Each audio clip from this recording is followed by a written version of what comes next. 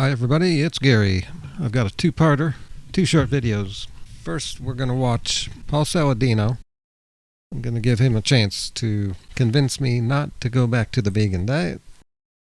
And tomorrow we'll do the same thing with Dr. Gundry. Let's take a look at this video. The title is Paul Saladino on the Negative Effects of Eating Too Many Plants. That title just sounds like a different way of saying don't be a vegan.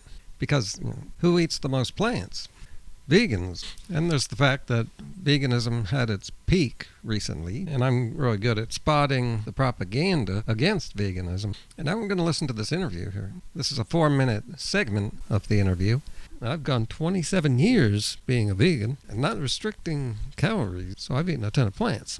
So one question is, do my problems have anything to do with that? Let's see if Paul Saladino can make that case. So the intent of plants is very clear here.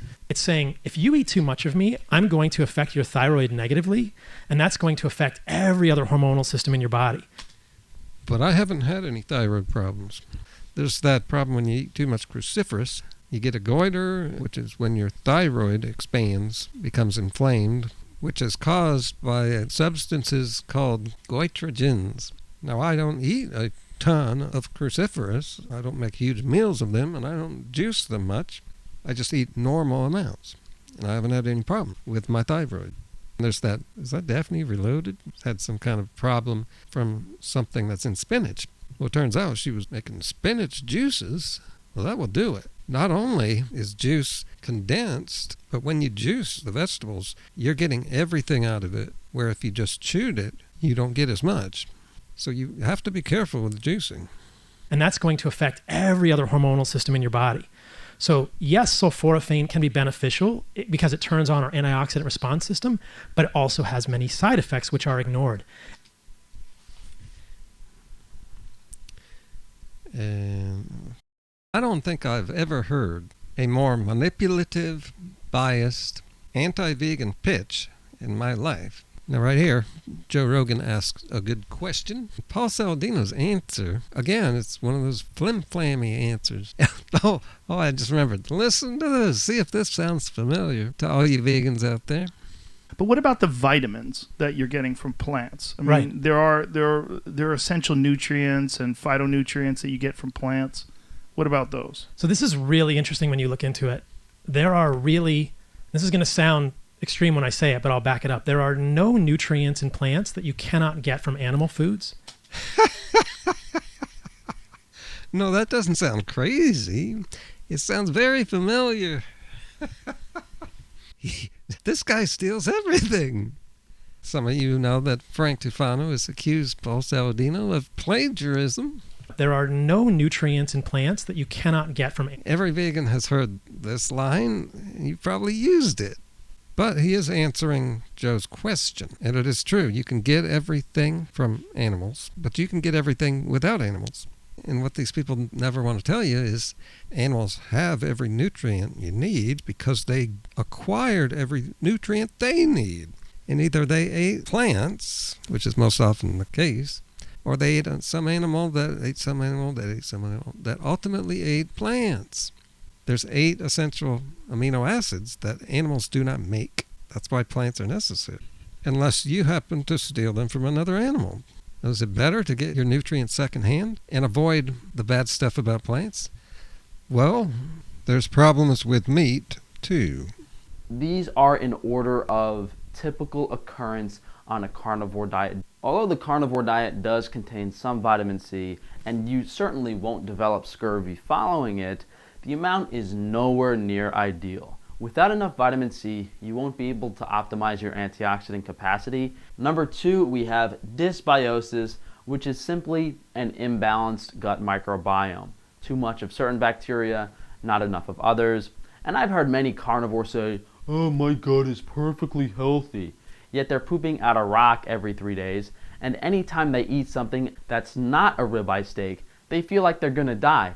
I became very sick after nearly 8 years of following a carnivore diet. Surprised by this, Joe Rogan brought up a point that I bring up every once in a while, and I don't hear from other people. And Salad Boy's answer is the most revealing of all his answers yet. How come when like cats eat an animal, they go for the guts first, and they'll actually eat the grass that's in the guts of the cow? I don't know. The guts of a ruminant. I don't know why they would do that. I guess it's fermented. I don't know. Amazing. Well, I'm not surprised that a carnivore would not know or not want to answer. It's because that's the good stuff. That's the healthier stuff. This has always been the common wisdom. Maybe the common wisdom is actually wise. And that cute people don't always know better by saying the opposite of everything we knew. You know the drill. And also, cats and other carnivores, they wouldn't be able to eat much vegetables firsthand. That's because carnivores, like cats, they don't have the teeth to chew those things. Their teeth are only for killing. Watch a cat eat, and you'll see it doesn't chew. They don't have any chewing teeth. They just swallow. Well, I'm talking about canned cat food, not dry. They chew up the dry stuff a little bit, but not much. Okay, I wanted to give him one more try here near the end to make a case for eating less plant, more animal food, and listen to what he resorts to. There are many nutrients in animal foods that do not occur in plants, and we know this. Give me a break. Just reminds me of a certain Republican who tried to con the country for 4 years. We all know this. Everybody knows it's true. Well, that's a trick right there. Let's say it's true.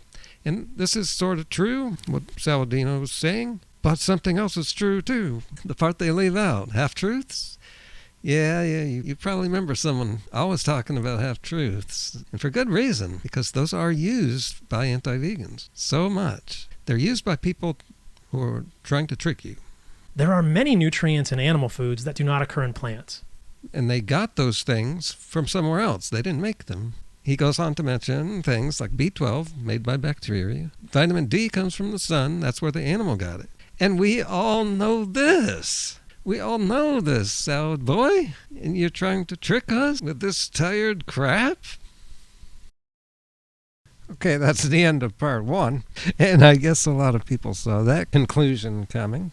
Tomorrow we will hear from a less wacky doctor. So subscribe and turn notifications on to be notified of that video. For this video, rate this a thumbs up or down. And what do you suggest I do next with my diet and my channel?